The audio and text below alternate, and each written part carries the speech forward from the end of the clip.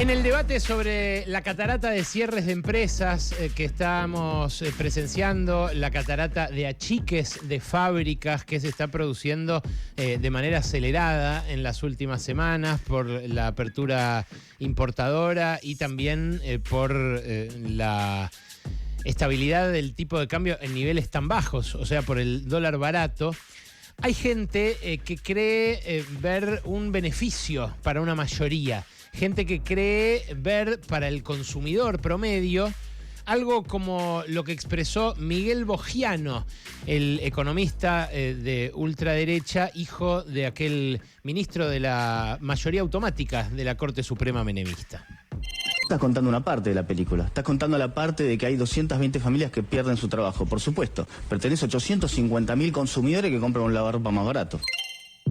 Claro, la idea de que se puede comprar más barato el lavarropas in eternum, de que este esquema que estamos viviendo ahora se va a mantener en el tiempo, parte del supuesto de que la gente que se quede sin trabajo va a tener un ingreso alternativo para comprarse el lavarropas. Porque los 850.000 a los que alude Bogiano son consumidores, pero también son trabajadores. También dependen de que haya empleos de calidad en la Argentina para poder seguir comprando esos electrodomésticos. Es bastante elemental que tiene que haber un equilibrio entre una cosa y la otra para que una economía funcione.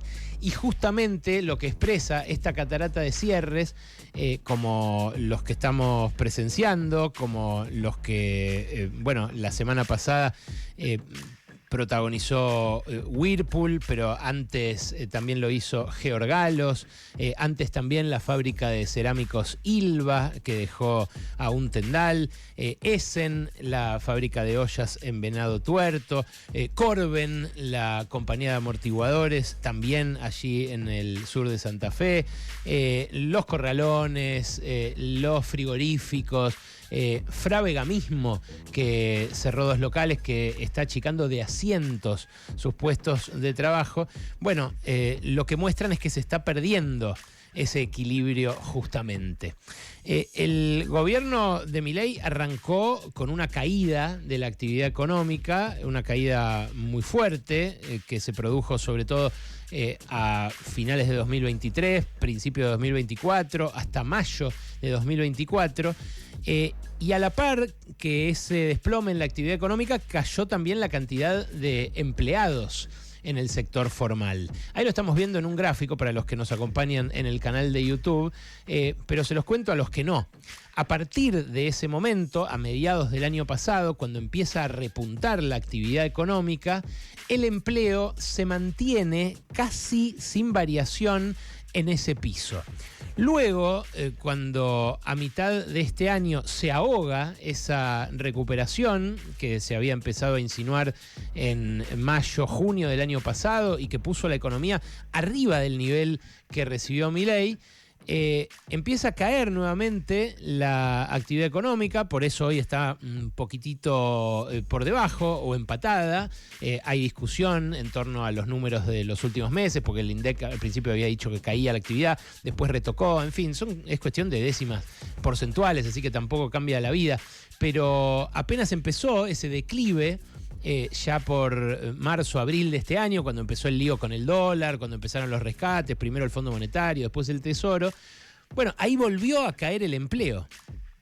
Entonces, tenemos una economía que cuando cae fuerte, arrastra consigo muy hacia abajo la cantidad de empleos, pero que cuando crece fuerte, rebotando, no crea los empleos que se perdieron. Y que cuando vuelve a caer, como en los últimos meses, vuelve a perder empleos.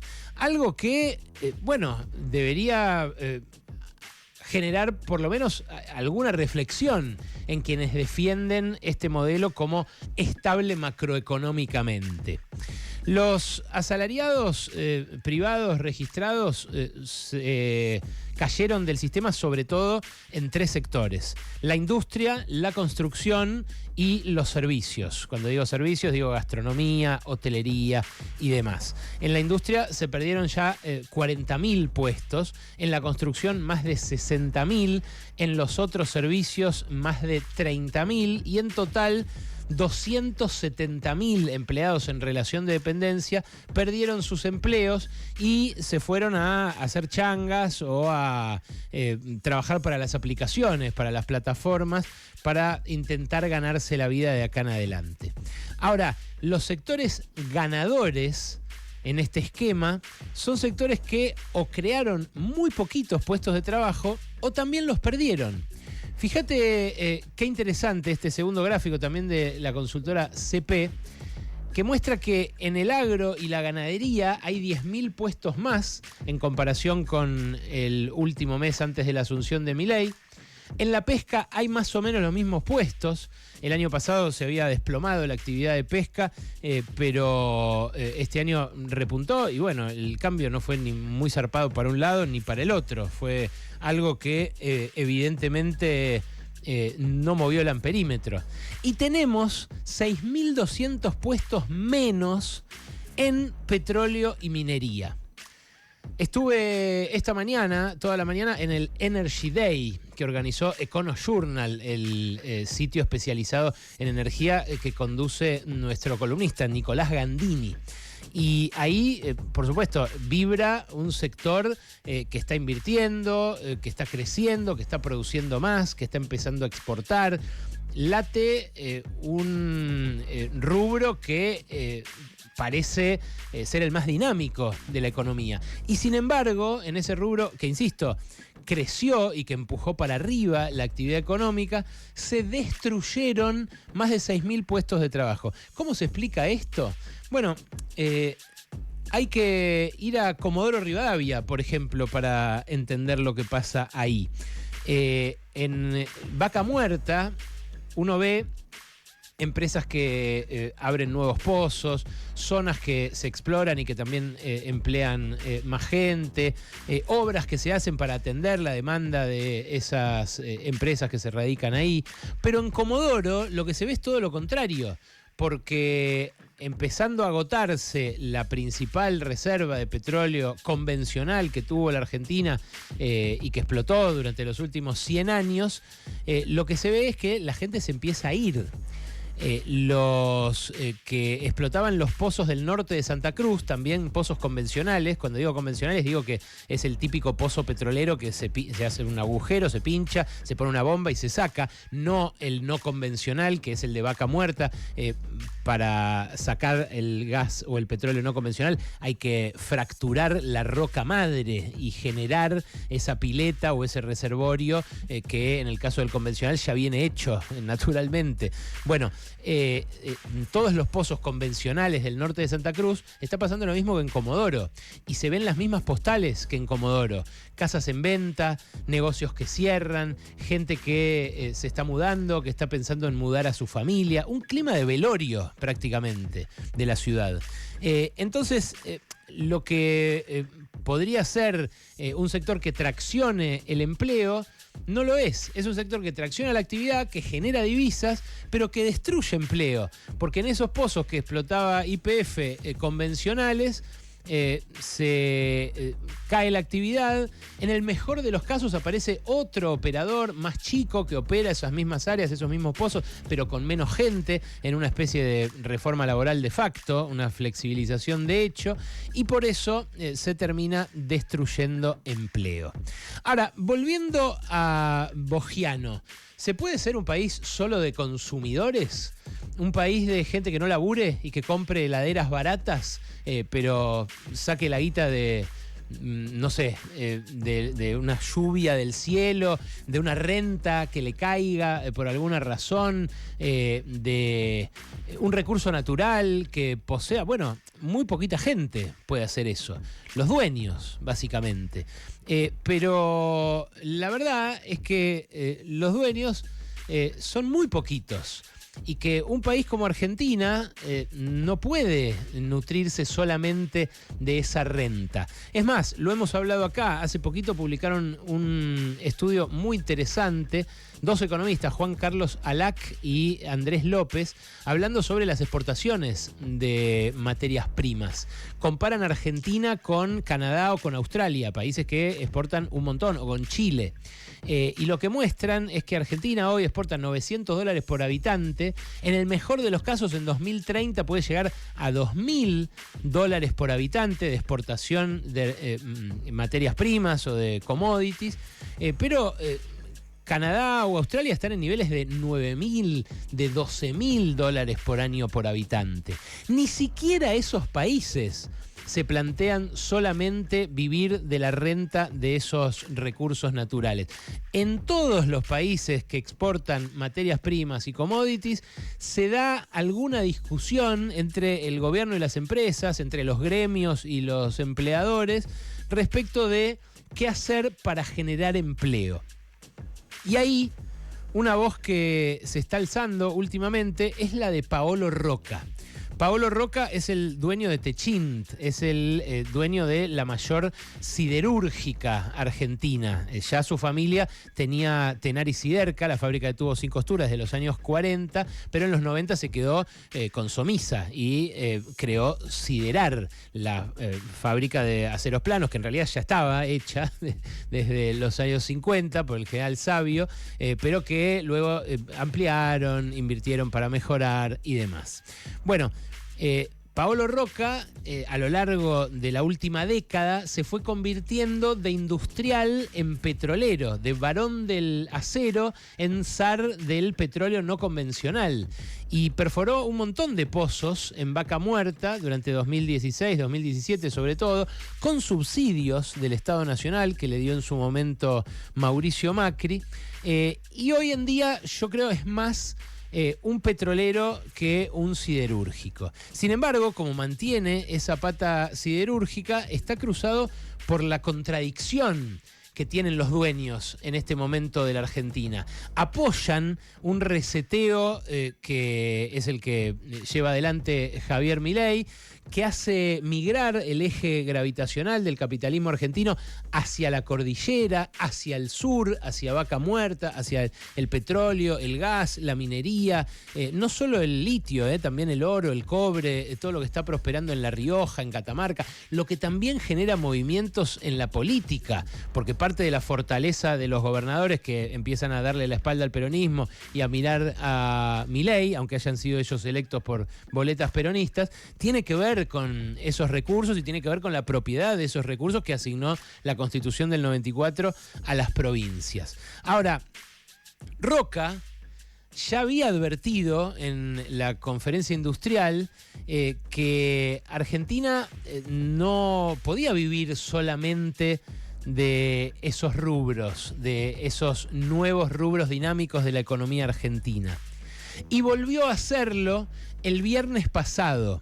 El viernes pasado Rocca habló en una convención, en una cena, en la cual se reunió con la gente que tiene más de 25 años en Techint.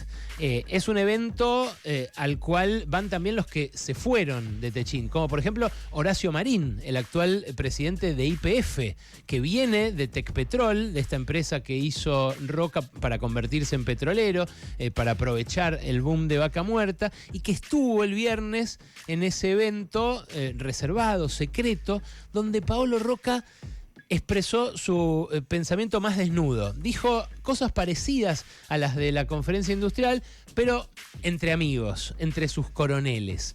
Es una mente realmente brillante la de Rocca, un tipo distinto dentro del establishment, un tipo que tiene lecturas, que de hecho en este discurso que yo les voy a compartir ahora en exclusiva, que ayer publiqué en parte en La Ley de la Selva, cita a von Clausewitz, para darles una idea, a uno de los teóricos de la estrategia y de la guerra. habla de la reorientación del capitalismo global, de cómo para él terminó la era de la globalización con la asunción de Trump en enero de este año y se cerró el ciclo iniciado con la caída del muro de Berlín. Así de grande piensa un tipo con más de 5.000 millones de dólares en el portafolio como Paolo Rocca. Pero la advertencia que le hace a Milei es esta. La posibilidad de encaminar el país en un crecimiento esencial para poder consolidar este proyecto a largo plazo depende también de la capacidad de encarar la política activa y defender en definitiva el sector industrial, elementos de protección comercial, sobre todo sobre el tema China, es un tema central. No podemos permitir un país no puede vivir de la energía, no puede vivir de la minería, no puede vivir de la economía del conocimiento, de la agroindustria exclusivamente, necesita una cadena de valor que soportan cada uno de ellos. Claro, lo que advierte Rocca es que un país no puede vivir solamente de estos sectores, pero lo que admite Rocca, y ahí está su claudicación, es que hay que elegir y que algunos están llamados a ser perdedores y que entre esos perdedores, incluso hasta admite el propio Barón del Acero, puede haber algunos de sus clientes, puede haber algunos de los sectores que le venían comprando chapa a Techint y que ahora van a sucumbir ante la competencia importada, como Whirlpool, que en un ratito vas a escuchar a uno de sus despedidos la semana pasada. ¿Por qué digo esto? Bueno, porque Rocca, así como con la brillantez que le adjudico, como les digo, un tipo que dentro del panorama del páramo que es a veces el establishment argentino, por lo menos leyó un par de libros, los cita, articula, piensa una estrategia más allá de la táctica o del activo financiero a comprar ese día, ese mes. Así como le reconozco eso, me da la sensación de que Paolo Rocca se rindió en otro aspecto. Y se rindió porque renunció a ser él uno de los que encabece un proyecto de desarrollo autónomo de la Argentina que puede elegir una especialización dentro del nuevo mapa productivo global, pero que no tiene por qué sacrificar como perdedores a industriales como él que apostaron por sectores que ahora de repente parece que son completamente inviables. De la noche a la mañana, sectores como el de Whirlpool, que había instalado una fábrica hace 3 años con última tecnología para producir lavarropas acá en la Argentina. Les digo que Rocca parece haber renunciado porque fíjate cómo celebra lo que para él logró Milei y lo que le refrendó la gente en las últimas elecciones.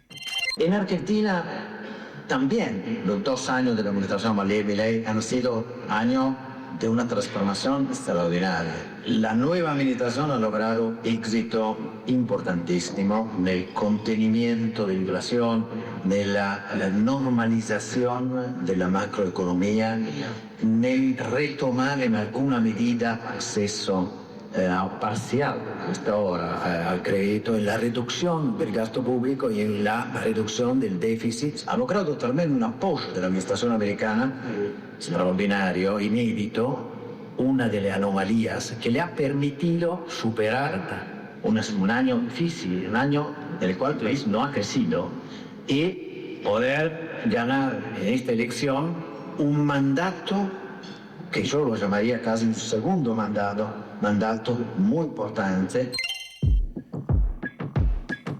A los pies de Milei, prácticamente el empresario más influyente, más poderoso de la Argentina. De vuelta, no quiere decir que tengamos que tener política industrial, que tengamos que producir todo lo que se consume en Argentina. Ni siquiera Aldo Ferrer, que inmortalizó la frase vivir con lo nuestro, se refería a eso cuando hablaba de vivir con lo nuestro. El tema es que la elección de los ganadores y perdedores no puede ser caprichosa, cíclica, súbita, impredecible. No puede estar definida por el valor del dólar o por el capricho de un ministro que quiere mantener el favor de un presidente, subsidiándole los viajes al exterior a la clase media alta o los consumos de productos importados a esos consumidores que, decía Bogiano, hay que mantener contentos. De algo hay que laburar para poder consumir. Y eso es lo que debería discutir nuestra democracia con nuestros empresarios, con el establishment que hemos sabido conseguir. Si la elección de ganadores y perdedores fuera fruto de un debate estratégico, fuera fruto de, por ejemplo, la orientación de la educación para construir determinados perfiles de empleabilidad, la construcción de escuelas técnicas para determinado rubro que se va a salvaguardar frente a otro que se va a sacrificar, sería distinto. Pero lo que estamos viendo hoy es una marchanta de ganadores y perdedores, donde los primeros son muy poquitos y los segundos un montón. Pasaron cosas. Alejandro Berkovich en Radio con Vos. Pasaron cosas.